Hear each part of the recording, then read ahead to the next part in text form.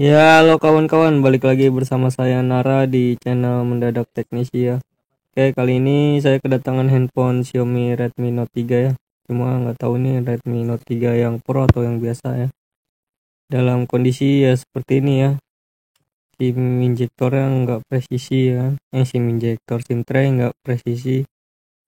Jadi untuk back cover bagian belakang tuh sudah nggak terpasang dengan baik ya. Dan ini handphone teman saya ya. Setelah saya buka untuk back covernya, ternyata untuk fleksibel powernya tidak terpasang ya. Dan kita coba lakukan pengecasan. Teman saya bilang handphone ini mati ya, mati total. Namun saya juga nggak tahu ini mati total benar atau enggak. Ya, setelah dilakukan pengecasan bisa diperhatikan di sini hanya LED indikatornya aja yang kedip-kedip ya. Mungkin kurang kelihatan di kamera, mohon maaf ya. Cuman kalau diperhatikan tuh LED indikator kedip ya dan hanya getar. Bisa diperhatikan di bagian sini mutar berhenti ya, itu vibrator ya, apa namanya, getaran pada handphone ya, getar berhenti, getar berhenti. Nah, hanya itu ya kondisinya ya.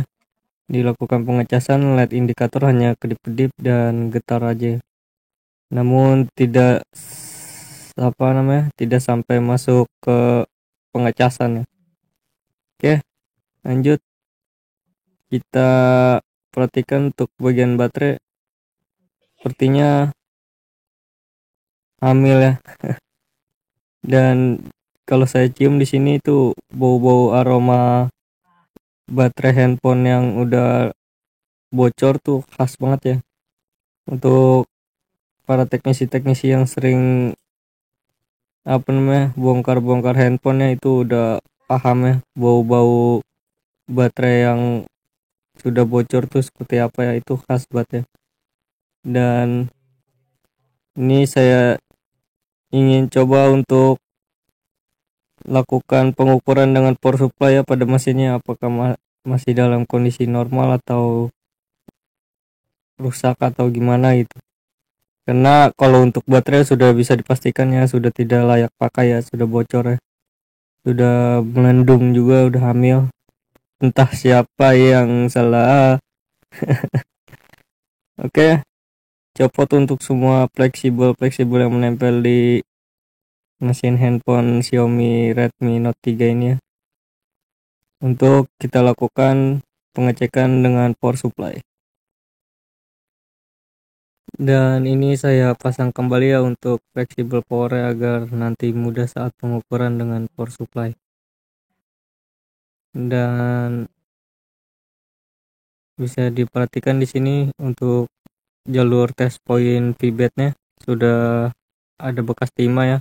Sepertinya sebelumnya pernah dilakukan pengecekannya di counter lain, mungkin sudah pernah dilakukan percobaan servis ya di tempat lainnya, saya nggak tahu. Namun ya jadi memudahkan saya untuk menentukan titik test point pada jalur VBAT ya. Jadi kita tinggal lanjutin aja, tambahkan timah di bagian test point itu, test point VBAT. Dan pastikan solder dalam keadaan panas ya, panas walafiat. Sehat walafiat.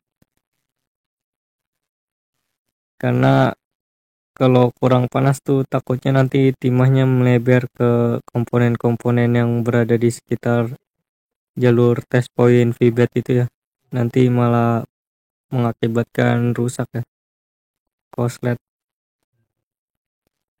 Dan ini sepertinya solder nggak panas, solder tua, maklum. Dan perhatikan juga ya, selalu perhatikan ya, setelah selesai ditambahkan timah seperti ini, perhatikan jangan sampai ada jalur yang terhubung ya, timah yang melebar dan terhubung ke komponen-komponen di sekitar jalur VBAT tersebut. karena nanti akan mengakibatkan short pada handphone. Oke, lanjut pengukuran dengan power supply ya. Untuk proof merah tuh nempel di jalur feedback ya, dan hitam di jalur negatif pada handphone. Dan jalur negatif itu bisa ditaruh di mana aja ya, bisa di kaleng, bisa di kuningan. Kalau saya taruh di kaleng aja ya. Dan ini saya cari posisi yang pas ya, agar bisa dijepit di kalengnya untuk proof hitamnya, untuk proof negatif. Dan untuk proof positifnya itu yang warna merah ya, kita taruh di jalur feedback yang tadi kita kasihkan timah gulung sedikit ya. Oke, lanjut kita tes dengan power supply di settingan volt 4 ya, 4 volt ya. Lalu kita tekan power. Namun di sini saya sudah tekan-tekan power, nggak ada responnya sama sekali ya. Seharusnya ada ya respon di konsumsi arusnya, karena ketika kita lakukan pengecasan tuh LED indikator tuh menyala ya, kedip-kedip dan getar ya. Seharusnya ketika kita cek dengan power supply itu ada konsumsi arus ya, namun ini nggak ada sama sekali konsumsi arus. Sepertinya fleksibel power yang bermasalah. Oke, ini saya ulangi lagi dengan langsung menempelkan ke jalur test point powernya ya, tanpa fleksibel power. Bisa dilihat di sini power supply di 4 volt, langsung kita shortkan aja ke test point powernya ya. Perhatikan konsumsi arus ya, lepas, tekan, lepas, tekan, terus naik 0,2, goyang-goyang, lalu naik ke 0,4, goyang-goyang. Itu menandakan arus yang dihasilkan normal ya pada mesin handphone Redmi Note 3 ini. Jadi ya bisa dipastikan kita hanya ganti baterai aja, dan kemungkinan handphone bisa menyala dengan normal ya, hanya dengan ganti baterai. Karena untuk konsumsi arus itu menandakan bahwa handphone Redmi Note 3 ini dalam keadaan normal. Jadi normalnya konsumsi arus itu ya seperti tadi ya, kita tekan power, lepas, naik 0,1, dilepas power, turun 0, itu menandakan IC power bekerja dengan baik ya. Lalu kita tekan lagi power, tahan, naik ke 0,1, naik lagi ke 0,2, goyang-goyang, lalu ke 0,4. Nah, itu menandakan handphone posisi booting ya, posisi menyala ya kan, itu menandakan harus normal. Jadi untuk langkah selanjutnya kita tinggal ganti baterainya aja ya, karena baterainya ini udah bocor ya, sudah nggak layak pakai. Mudah-mudahan setelah diganti baterai handphone ini sudah normal kembali ya. Dan ini saya sudah suruh pemilik handphone ya untuk belikan baterainya yang baru ya. Jadi biar dia aja yang beli baterainya, saya hanya tinggal pasang aja gitu maksudnya. Nggak ribet karena masih banyak kerjaan yang masih diurus ya.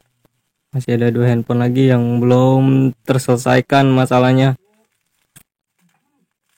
Jadi ada handphone Redmi 7A mati total ya, belum selesai juga ya kasusnya. Masih ambigu. Masih dicari shortnya di mana. Dan ada Redmi juga yang stok logo ya, masih belum selesai juga di software, nggak bisa. Pusing pala. Jadi ya ini baterainya yang sudah dibelikan oleh teman saya di toko online juga, cuma nggak tahu ya dia beli di toko online yang mana ya, yang oranye apa yang hijau. Namun di sini saya bilang untuk tipe baterainya tuh BM46 ya. Jadi dia belikan yang sesuai sama tipe yang saya kasih ya, BM46. Dan untuk kalian yang lagi nyari baterai Xiaomi Redmi Note 3 ini, nanti saya sertakan linknya ya di deskripsi ya. Saya rekomendasikan tokonya yang saya sering beli ya. Kalau ini kan teman saya yang beli. Berarti PR kita ini ada dua ya, selain ganti baterai yaitu memperbaiki tombol power yang rusak itu. Jadi stepnya ya seperti itu ya, untuk memperbaiki handphone yang rusak seperti ini.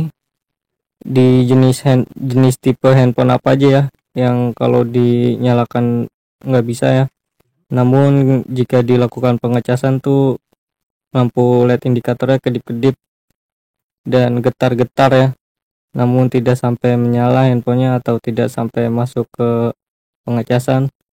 Jadi step awalnya untuk pengecekan handphone yang rusaknya seperti itu, pertama tuh lakukan pengecekan pada tegangan baterai ya. Pastikan tegangan baterai dalam kondisi normal ya. Normalnya itu tegangan baterai itu di 3,4 volt ke atas ya, volt DC. Jika normal, lanjut cek untuk flexible power. Lakukan pengecekan di flexible power ya.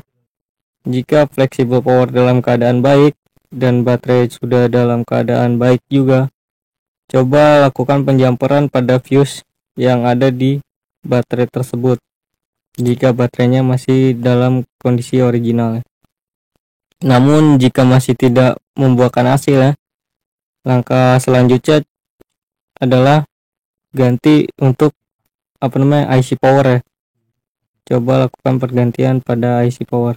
Biasanya masalah langsung selesai ya, langsung down ya. Semua sampai di IC power ganti itu biasanya masalah langsung down ya. Yang saya sering dapati di lapangan tuh seperti itu ya. Untuk kasus handphone yang kalau dicas tuh hanya kedip-kedip ya, untuk LED indikatornya dan getar. Dan ini saya coba pasangkan dengan baterai yang baru ya. Kita cek baterainya apa dalam kondisi baik. Namun kayaknya enggak presisi ya, enggak mau klik gitu pas ditekan. Jadi ya kita cek ya untuk konektornya apakah sama. Seharusnya sih sama ya, tipenya juga sama kan. Dan kayaknya masih ada timah yang mengganjal ya, bekas penambahan timah yang tadi ya di jalur feedback. Maaf ya, ada kejadian yang tak terduga, soldernya copot. Malu malat seadanya guys. Yang penting bisa dipakai untuk kerja. Dan pastikan sudah nggak ada timah yang mengganjal ya. Pemasangan baterai juga sudah presisi ya. Lalu kita coba untuk tekan power. Kalau ini bisa berarti tadi kurang presisi aja ya, flexible power ya. Namun kalau ini nggak bisa ditekan power, berarti memang benar flexible powernya dalam keadaan rusaknya.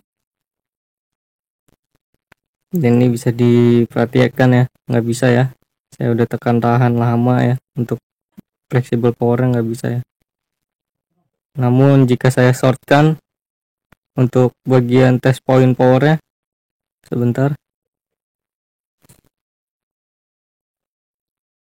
dan handphone menyala ya, itu menandakan memang benar flexible powernya tuh dalam keadaan rusak. Jadi untuk kalian yang bertanya, bang, untuk test point feedbacknya yang di sebelah mana ya, atau test point powernya sebelah mana ya, karena kan di video ini saya nggak kasih lihat ya. Jadi ciri-cirinya itu untuk di Xiaomi Redmi Note 3 ini ya, ada tulisan untuk feedback tuh, ada tulisan feedback gitu. Nah itu test pointnya. Dan untuk test point power juga di situ juga sudah ada tulisan power ya. Jadi tinggal di-shortkan aja ke ground gitu dengan pinset. Oke, ini handphone sudah masuk logo Redmi ya. Kita pastikan dulu handphonenya sudah bisa masuk ke dalam menu ya. Namun ya bisa diperhatikan di sini handphone sudah normal ya, sudah bisa masuk ke menu ya. Yang dari awalnya tadi ditekan power tidak mau menyala dan dilakukan pengecasan, hanya kedip-kedip lampu indikator dan getar-getar saja. Hanya dengan mengganti sebuah baterai, handphone ini bisa menyala dengan normal. Jadi untuk kerusakan seperti itu ya yang sudah saya jelaskan yang di awal tadi ya. Untuk tahap pengecekannya tuh dari baterai, dicek apakah baterainya dalam keadaan normal, lanjut ke flexible power, kita cek apa flexible power dalam keadaan baik. Kalau kedua itu sudah dicek dan dalam keadaan baik-baik aja, langkah selanjutnya, langkah ketiga tuh ganti IC power, biasanya langsung down. Kasus di lapangan saya sering terjadi, hanya ganti IC power tuh langsung down ya, handphone langsung bisa menyala dengan normal ya. Dan ya untuk kali ini ya saya akali aja ya untuk flexible power ya, karena saya tuh kalau kerja tuh malam ya, jam 12 ke atas ya, jam 12 malam. Jadi mana ada toko spare part yang buka gitu kalau jam-jam segitu ya kan. Jadi saya putuskan untuk coba diperbaiki aja ya, selagi masih bisa diperbaiki kita perbaiki aja dulu ya untuk sementara. Nanti kita konfirmasi ke pemilik apakah mau diganti atau ya udah begini aja gitu ya kan. Itu tergantung dari pemilik. Ini saya pastikan dulu untuk flexible power masih dalam keadaan bagus ya, dalam keadaan masih bisa diperbaiki ya. Jadi saya shortkan di bagian kuningan yang di tengah dan yang di pinggir, lalu handphone menyala. Itu menandakan flexible power dalam keadaan jalur yang masih bagus. Itu menandakan flexible power dalam keadaan jalur yang masih bagus ya. Jadi kita tinggal perbaiki aja untuk bantalan plat ya, yang bulat kecil itu kita ganti atau kita presisikan kembali kalau memang dirasa bantalan platnya itu masih dalam kondisi bagus ya. Jadi kita bersihkan dulu untuk bagian kuningannya dan agak dikerik dikit ya. Saya bersihkan dengan thinner ya, bisa juga dengan kontak cleaner. Dan ini bantalan yang saya maksud, bantalan plat yang kecil itu kita tinggal pasang kembali ya di tempatnya, kita presisikan atau kita ganti kalau memang sudah tidak dalam keadaan bagus ya. Dan ini hasilnya, kita kasih lem sedikit untuk pinggirannya agar tidak terjadi pergeseran lagi ya nantinya. Lem yang saya gunakan adalah lem 7000 ya, lem LCD, sedikit aja. Tujuannya hanya agar tidak terjadi pergeseran ya untuk bantalan bantalan plat itu ya, yang kecil itu yang bulat. Dan rapikan kembali, bisa dengan isolasi biasa seperti ini atau bisa dengan isolasi kertas, bebas ya, yang penting bagaimana caranya ya agar rapih. Dan ini kucing adik saya ganggu aja, dia baru guys, kucingnya tuh baru beberapa hari di sini, jadi masih kepo, masih aktif ya, karena dia baru, penghuni baru. Oke, lanjut bersihkan untuk bagian baterai ya. Ini baterai ya, bekas lem-lem baterai, dan pasang kembali flexible power. Dan kita rakit handphonenya karena sudah normal ya. Jadi ya untuk kerusakan kali ini bisa dibilang mudah ya, mudah untuk dikerjakan, namun jangan disepelekan. Ingat, walaupun mudah untuk dikerjakan, namun jangan disepelekan, karena kadang menyepelekan pekerjaan itu malah mengakibatkan kita ini ya, kita rugi ya. Terlalu menyepelekan malah jadi ngerusak hal yang lain gitu. Jadi walaupun mudah dan gampang dalam pengerjaan, jangan disepelekan. Ingat, jangan disepelekan. Dan ini saya rapikan lagi untuk bagian back cover ya. Memang dari awal back cover itu sudah tidak dalam keadaan presisi ya. Jadi ya diakalin aja gimana caranya biar dia bisa presisi kembali ya. Dan ini saya bersihkan dengan thinner ya, atau bisa dengan kontak cleaner. Dan kita pasang kembali. Intinya untuk tombol-tombol volume dan power tuh sudah bisa ditekan ya. Ini saya lakukan percobaan untuk volume up dan volume down tuh udah dalam kondisi bagus ya. Power juga udah bisa dipencet ya, walaupun agak sedikit menekan namun sudah bisa digunakan ya tombol power ya. Oke, segitu aja. Jadi satu pesan saya untuk yang baru mau mulai sesuatu dalam hal apapun ya, mulai dulu aja. Seperti saya juga baru ya, saya juga baru tanpa basic apapun di dunia servis, namun saya mulai dulu aja. Jangan pernah ragu, karena ragu itu tidak akan membuatmu maju. Asik. Dan ini pengecasan sudah normal ya, handphone normal, pengecasan juga sudah bisa. Dan oke, segitu aja video dari saya. Like jika kalian suka, komen jika perlu, dan subscribe jika mau. Saya Nara, sampai ketemu di video selanjutnya. Bye. Oke, udah gitu aja lah. Mau diapain dong, dari awal emang udah gak presisi. Yang penting udah nyala normal dan